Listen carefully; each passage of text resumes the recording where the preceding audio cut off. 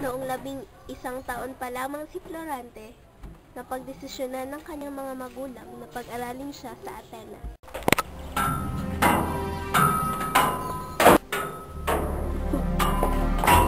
Florante, anak, dahil nasa wastong gulang ka na, napagdesisyonan kong pag-aralin ka sa Atenas, ang lungsod ng walang hanggang karunungan. Aking ama, pagpauman ninyo po. Batid ko po ang pag-aalala niyo sa aking kinabukasan at asal. Ngunit, bigyan niyo po ng pansin ang madarama ni ina pag ako'y nawari sa kanyang pilis. Tama ba sa'yo ang ating anak? Lubhang kalungkutan ang aking mararanasan sa oras na lumisan sa ating piling, Florante. Ngunit mahal, gusto ko lang naman imulat si Florante sa tamang pakikisama at sa kanyang tamang pag-uugali. Ngunit maaari naman di bang pag-aralin natin ang ating anak sa loob ng kaharian? Mahal, hindi sapat yon. At lalong hindi sapat kung tayo mismo ang magpapangaral sa kanya. Hindi ko na po alam kung sino't ano ang dapat sundin. Dama ko ang kalungkutan ni ina kung sakaling ako'y mawalay sa kanya. Ngunit, batid ko rin po ang kagustuhan niyo, ama, na mabigyan ako ng mabuting kinabukasan. Sa huli, napagdesisyonan ng mag-asawa na pag-aralin si Florante sa Atenas. Ngunit, gaya nga ng nasambit ni Florante, labis na pigati ang inabot ni Prinsesa.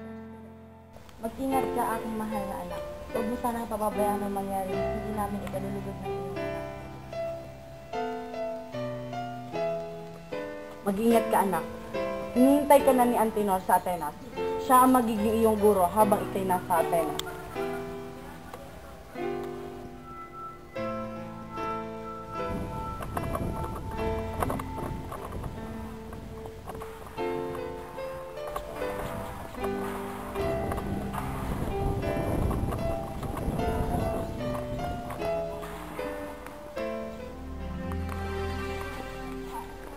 Sino nga ba yung magiging guro ko? Makakain muna nga't malayo-layo na rin ang aking lakbay mula Albania hanggang Atenas.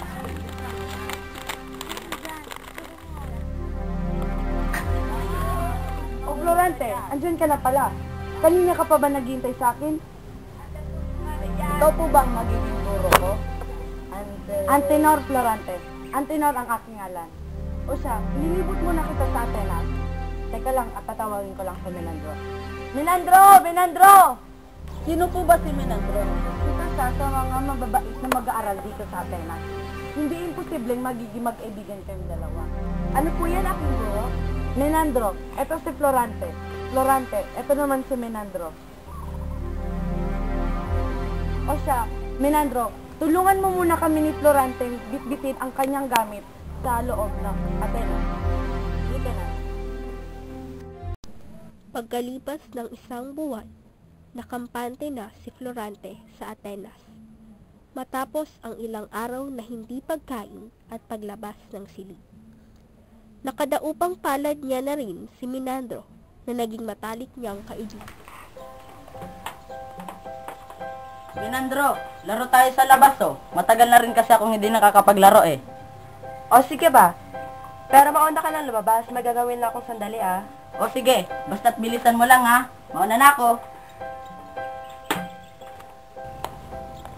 Menandro, hintay lang kita sa labas ha. Aray! Pasensya na kaibigan. Kasalanan ko't hindi ako tumitingin sa akin dinadaanan. Ako nga pala si Florante ng Albania. Kung gayon, ikaw pala ang bago mag-aaral dito sa Atenas. Ako pala si Adolfo. Parehas lang naman pinanggalingan natin. Galak kitang makilala. Ako rin kaibigan. Halika na Florante, maglaro na tayo. O sige, Adolfo, paalam.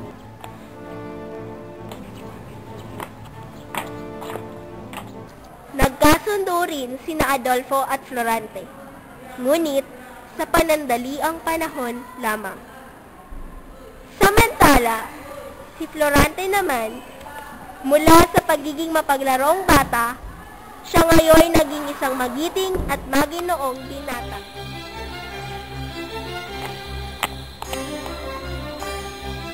Mga mahal kong mag-aaral, Ang pag-aaralan natin sa linggong ito ay filosofiya, matematika, at astrolohiya. Ngunit bago ko ipagpatuloy, hayaan niyo akong ipagbigay alam sa inyong lahat ang nangungunang mag-aaral dito sa Atenas. Siguradong ako yan. At iyon ay si Florante. Hindi maaari.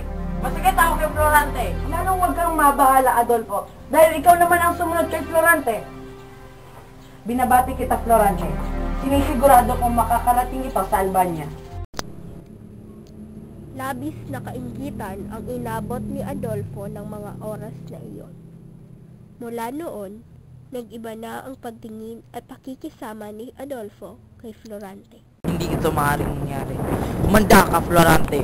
Sa matinding pagiganti ko, oras na mangyari yun. Sinisigurado kong wala ka nang may harap na mukha pa sa buong Atenas. Dumating ang araw ng pagdiriwang sa Atenas.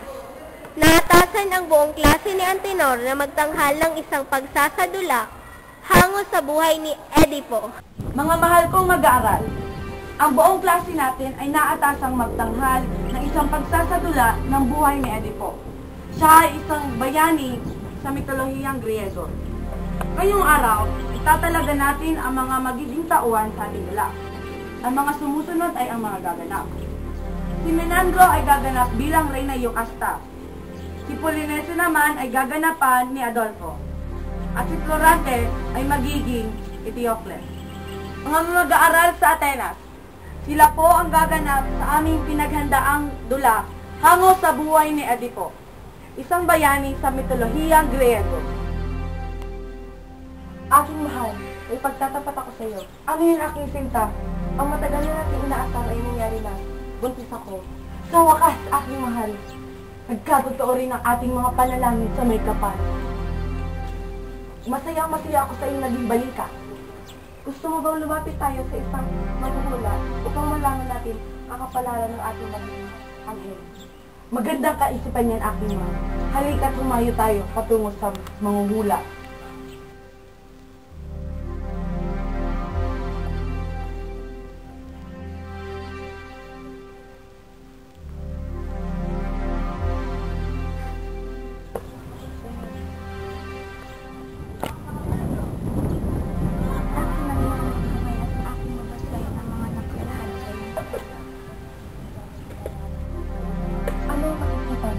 Maghintay ka lamang, mahal na rin. Sadyang napakadilim at malabo ang aking nakikita. Ngunit, nung nakita ko hindi ka nais-nais. Ano nakita mo? Sabihin mo. Uwak si ina ninong magiging anak ang mga dilat mong mata mula sa iyong mundong kinauupahan. Hindi yun maaari.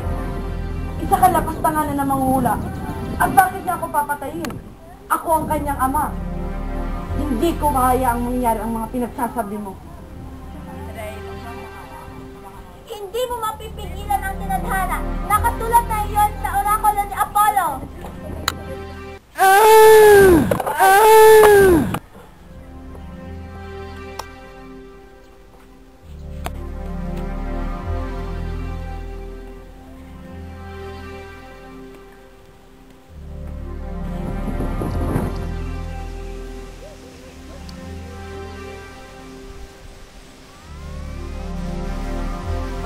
Sanggol na yan. Pero huwag nang maraming tanong. Pagkatatandaan mo, ako ang hari dito sa karian ng Tebas. Kawawa naman ang sanggol na ito. Masyado pa siyang bata upang lapastanganin. Mabuti pa't iiwan ko na lamang siya sa monasteryo. Swerte na lamang niya kung marinig ng Diyos ang kanyang iyak. Mailigtas siya nito mula sa kapahamakan.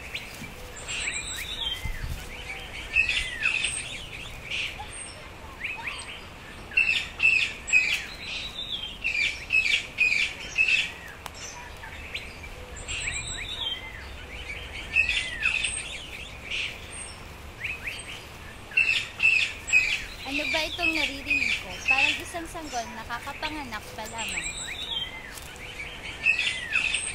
Diyos kong mahabagin, sino kaya ang nag-iwan ng sanggol na ito dito? Siguradong mga wala silang konsenta. Kailangan ko itong ipaalam kay Reyna Merope. Kailan kaya kami magkakaroon ng munting anghel ng aking mahal na asawa? O Diyos ko, ba't hindi mo mapagbigyan ang aming matinding kahilingan na magkaroon ng anak?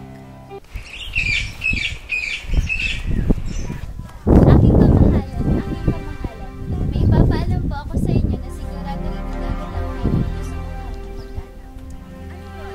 Pumarito ka dito sa itaas.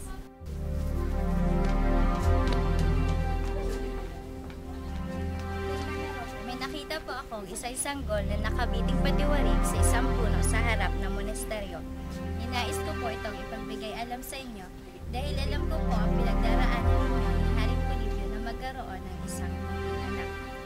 Ito na po siguro ang hulog ng langit para sa inyo. Salamat sa Diyos! Tinupad niyo rin po ang aming kahilingan na magkaroon ng anak na susunod sa yapak ng aking asawa. Maraming salamat sa iyo, masugid na pastol. Mula ngayon, kikilalanin siya bilang Edipo. At balang araw, pagtungtong niya sa tamang edad, siya ang susunod sa yapak ng aking mahal na asawa. Nang lumaon, naabot na ni Edipo ang tamang edad. Sumangguni siya sa manghuhula. Mapapatay niya ang kanyang ama. Napagpasyahan ni Edipo na lisanin na lamang ang kronito upang maiwasan ang hula ng manghuhula. At napadpad siya ng tadhana sa Tebas. O kay gandang dilag naman ang aking nasa harapan. Parang pinana ni Cupido ang aking makatang puso upang mahulog sa kanya.